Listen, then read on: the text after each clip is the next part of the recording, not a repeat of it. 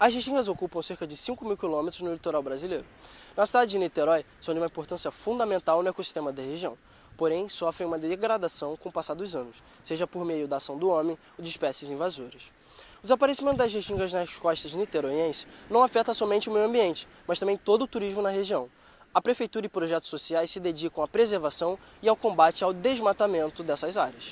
Abílio Soares Gomes, professor da Universidade Federal Fluminense, biólogo e pesquisador, é também um dos idealizadores do projeto Orla Limpa, Orla Viva. Com uma trajetória dedicada à educação ambiental e à preservação dos ecossistemas costeiros, o professor alerta aos impactos na orla de Niterói e as estratégias para proteger a biodiversidade da região. Olha, as restingas são o que a gente chama de ecossistemas de transição, né? Transição entre os continentes e os oceanos. Então, além de ser um local de biodiversidade, né, que agrega biodiversidade, as restingas elas servem como um tamponamento da ação do oceano nos continentes. Então, ela serve para a proteção, né, da ação do intemperismo dos oceanos sobre os continentes. As restingas elas têm sido suprimidas, né, no mundo todo em função da urbanização. Então, os centros urbanos eles costumam avançar na área de restinga para a construção, né, às vezes de um calçadão, às vezes de uma via, e até mesmo para casas, restaurantes. Né? Aqui em Niterói, por exemplo, tem quiosques que são construídos ocupando uma parte da área da restinga. Praia do Sossego. Um dos poucos trechos bem preservados de restinga em Niterói permanece entre o mar e a encosta. A vegetação nativa quase intocada. A praia faz parte de rotas de programas de ecoturismo da cidade e é constantemente usada como exemplo de conservação. Então, um fato curioso da cidade de Niterói é que mais de 50% da cidade é área de preservação ambiental, é área verde. Se for bem pensado, querendo ou não, o ambiente natural, o ambiente preservado é o que atrai as pessoas.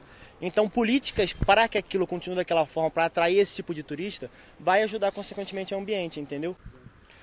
Já em Camboinhas, a poucos metros do Sossego, o cenário muda. Construções avançam sobre áreas que antigamente eram cobertas por restinga. O discurso de preservação entra em contraste com o avanço da urbanização e apresenta uma contradição. Enquanto uma parte da costa é exibida como modelo de conservação, outras seguem lentamente sendo engolidas pelo concreto. A própria prefeitura reconheceu a necessidade de restaurar parte da vegetação de restinga aqui, mas até que ponto esse esforço consegue equilibrar o que já foi perdido? Olha, as restingas elas já são, a princípio, preservadas por lei, né? Então nós temos toda uma legislação ambiental que a área de restinga é uma área de preservação permanente. Então a gente tem que fazer é cumprir a lei, né? E obviamente que para isso a gente precisa ter a sociedade de olho, né, no que está sendo feito irregularmente nas restingas e coibir exatamente essas práticas ilegais que levam à supressão, à destruição das restingas.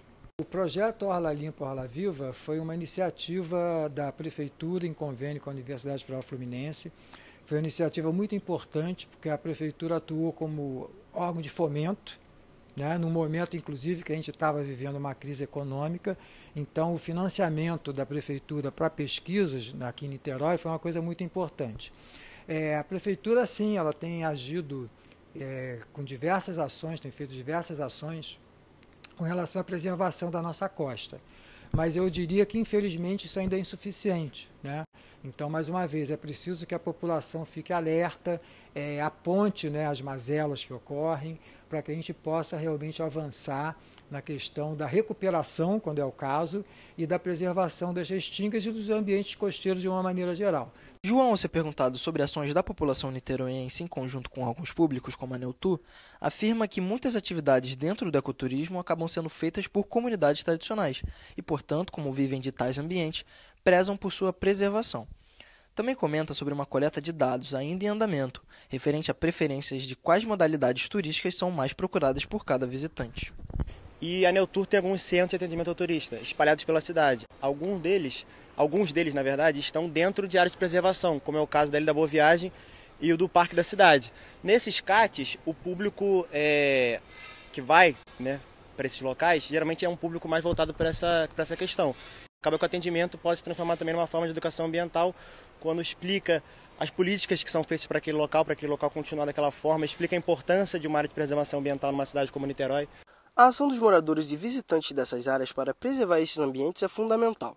Estar atento a possíveis descumprimentos da lei ou até mesmo crimes ambientais e trabalhar em conjunto com as autoridades é de extrema importância para mantermos nosso meio ambiente.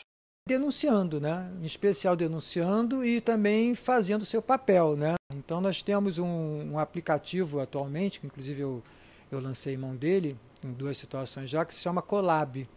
Exatamente, é um aplicativo que faz uma interface com a prefeitura, né? Faz uma conexão com a prefeitura e você leva denúncias.